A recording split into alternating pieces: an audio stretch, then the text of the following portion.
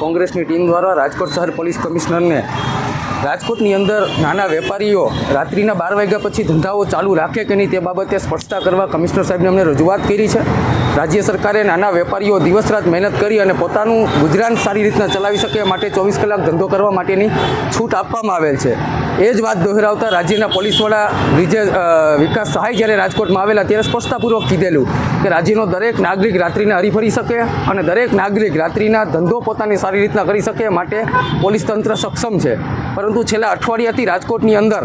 વેપારીઓ અવઢવમાં મુકાયા છે કે રાત્રિના 12 પછી ધંધાઓ ચાલુ રાખવા કે નહીં, કારણ કે જે સ્થાનિક પોલીસ છે અમુક વિસ્તારોમાં બળજબરીથી જબરદસ્તીથી ધંધા રોજગાર બંધ કરાવવા નીકળી છે। સામાન્ય નાગરિકોની ચા પાણી કે નાસ્તો કરવા જઈએ તેમના વાહનમાંથી હવા કાઢી નાખે, ખોટો લાઠીચાર્જ કરે, વેપારીઓના ધંધા રોજગારની ચીજ વસ્તુઓમાં તોડફોડ કરવાની અમારી સમક્ષ રજૂઆત આવી છે। ત્યારે જ અમે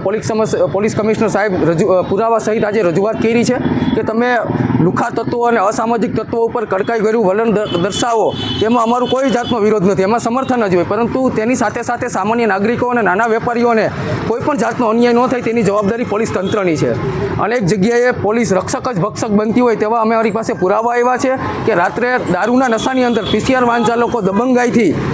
જે નાના હોટલના વેપારીઓ હોય છે તેમના દૂધમાં લીંબુ નાખી દેવા, એમની સગડીઓમાં પાણી નાખી દેવા, ગાંઠિયાની લારીઓ હોય તેમની ઉપર બોલેલા ચડાવી અને તોડફોડ કરવી અને સામાન્ય નાગરિકો સાથે ગેરવર્તણૂક કરવી તેવી અમારી સામે કિસ્સાઓ આવ્યા છે। ક્યાંક ને ક્યાંક પોલીસ તંત્ર જો એવું માનતી હોય કે ચા લારીના હોટલો, ગલ્લાઓ અને ફાસ્ટ ફૂડના